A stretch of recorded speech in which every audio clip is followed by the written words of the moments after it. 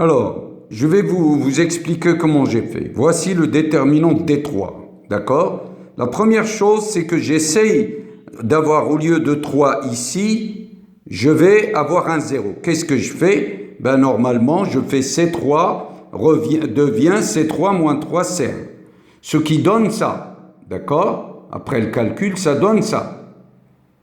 Après, puisque j'ai 4 zéros en haut, donc je vais normalement développer suivant la première ligne, d'accord? Donc ça donne le déterminant 1, 0, 3, 0, 0 moins 2A, 0, 3, etc.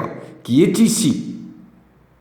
Donc ici, j'ai seulement 2 zéros sur la première ligne. Je vais essayer d'avoir 3 zéros.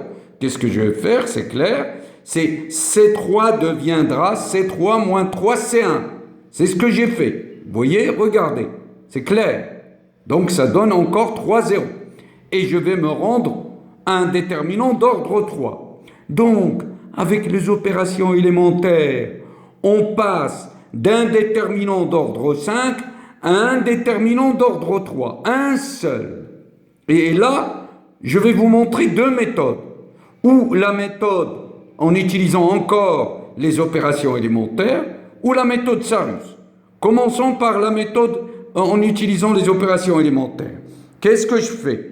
J'ai ici, voilà, je vais multiplier ce 3 qui est en haut, la troisième colonne, par 2. Alors attention, si vous multipliez une colonne, là une ligne par 2, il faut multiplier le déterminant par l'inverse, c'est-à-dire un demi. Donc si je multiplie C3 par 2, je dois multiplier, c'est comme si je dois multiplier par un demi. Et ça donne ça. 6, 0, 2A, mais avec un demi.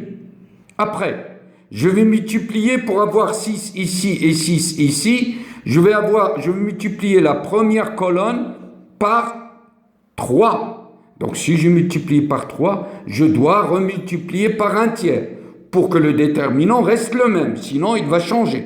Donc un tiers, et je me permets de multiplier la première colonne par 3. Donc ça donne ça. Après, j'ai 6 et 6. Là, j'ai le droit de remplacer C1 par C1 plus AC3.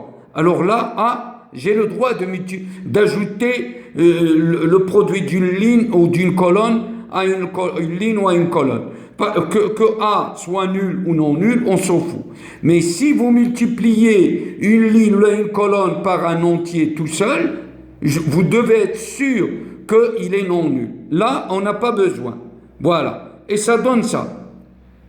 D'accord? Donc, ça donne ça. Donc, ça donne ce déterminant. Et je vais développer toujours suivant la première ligne. Donc, ça fait 6 fois 1 sixième. Et un déterminant d'ordre 2.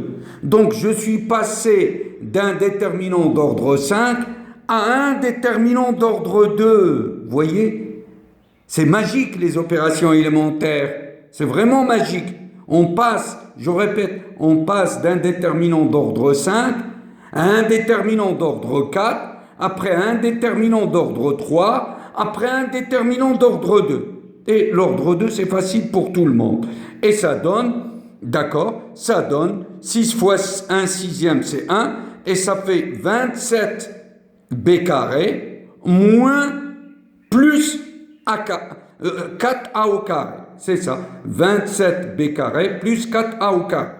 Maintenant, on peut utiliser à partir de ce stade, à partir déterminant d'ordre 3, on peut utiliser Sarus.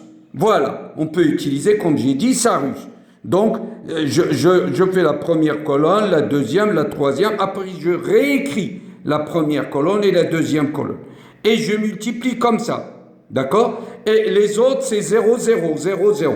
Donc, ça fait 4a au carré. Vous voyez, 4a au carré. D'accord? Plus 27b carré.